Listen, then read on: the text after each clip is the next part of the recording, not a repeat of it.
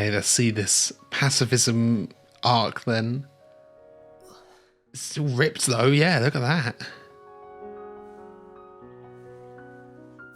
How long has it been? Cutting down more forest?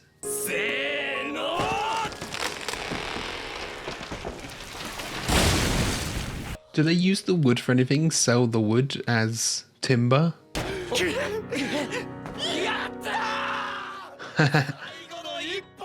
Wow. So this is all of their land to farm.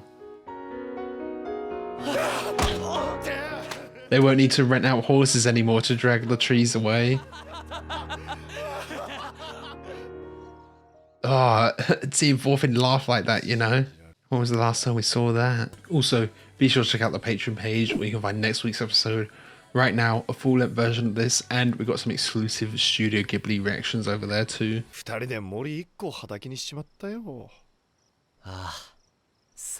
3 years, wow.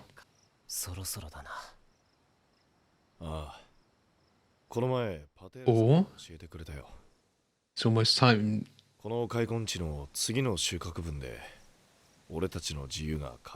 Wow, so they've only got a year left. I mean, probably stay for another 2 years to so you've got enough to live on.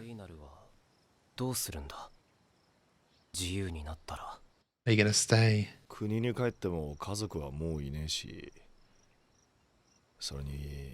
needs to go both explore for Vinland. Oh yeah, he might stay and save enough money to buy her freedom as well. Would they steal her? Find Leaf? Find mum and sister, yeah. Find Ylva?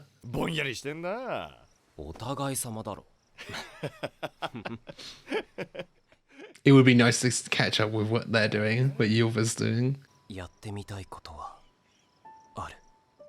wants to try. Ooh.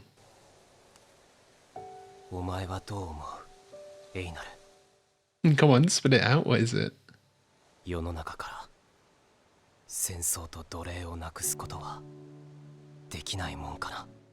Oh, wow. That's a lofty goal.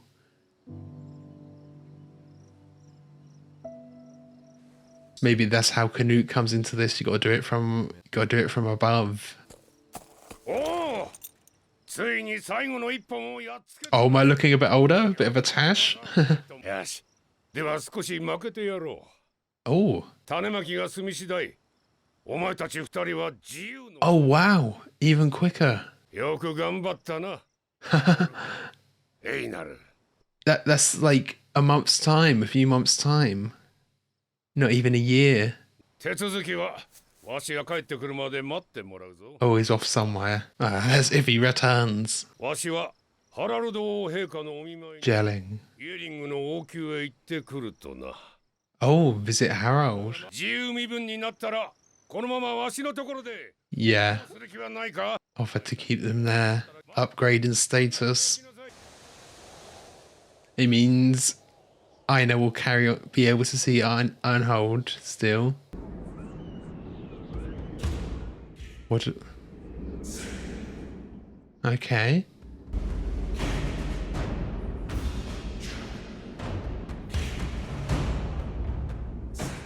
Old Testament. What will the workers gain? Ooh. Some 3D work.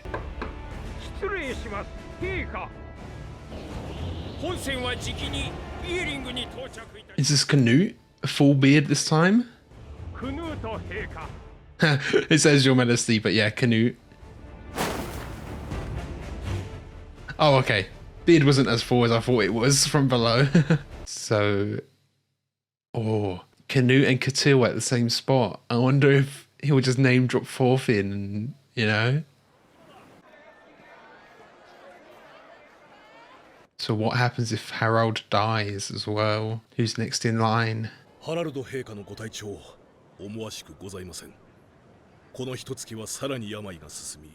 It probably is some illness we can cure in an evening now, isn't it?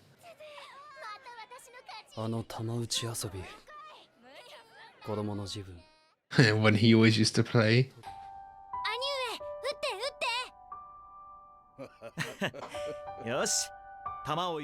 Oh, he's quite a bit older then.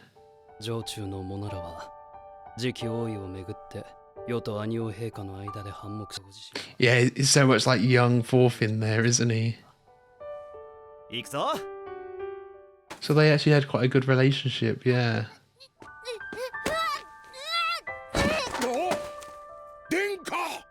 Let him pick himself up, yeah. Don't coddle him too much.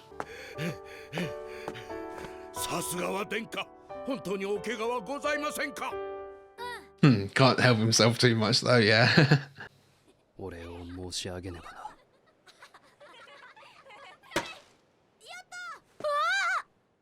Oh, coming right at Canute.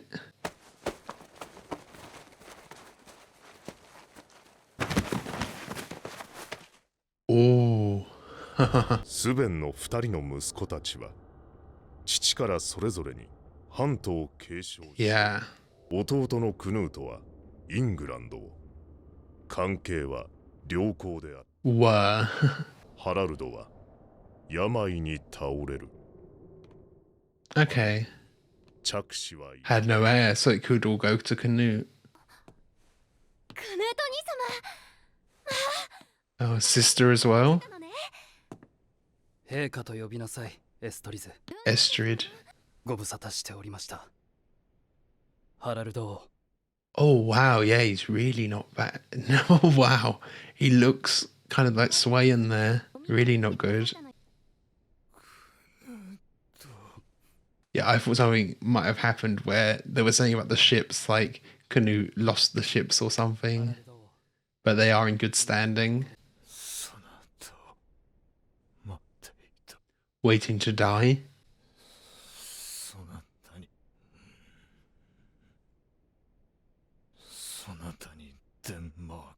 Yeah, but there's lots of people there to acknowledge this as well. Lots of witnesses.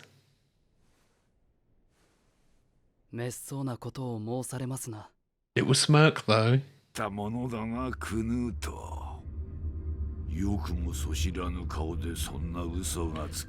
Seeing Dad again. Has he been poisoning him or something? Planning for this? Like the smirk and... Okay, there you go. Yeah, why? Just for control, for more power. Harold is just a victim in it.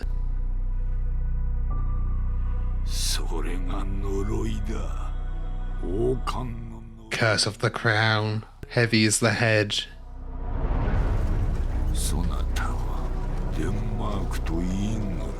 Denmark and England.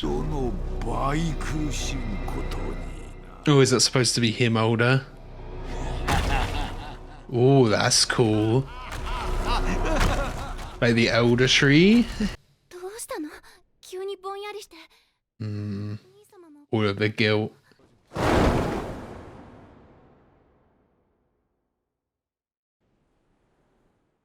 Quite a few times where I thought the episode is going to end.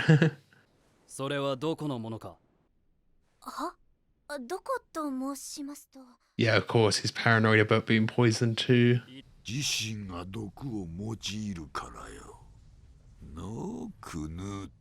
Constantly haunted by Dad, yeah. Canute's haunted by Dad and Thorfinn's haunted by Askeladd.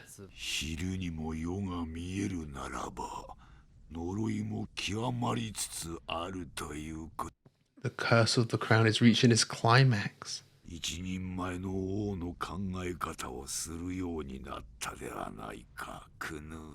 That there's necessary sacrifices needed for the greater good, yeah.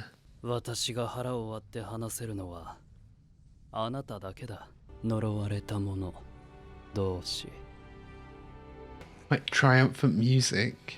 Feels like when you go into a montage and we're getting time skips. Similar music. Before it might cut to them sowing the seeds and gaining their freedom soon.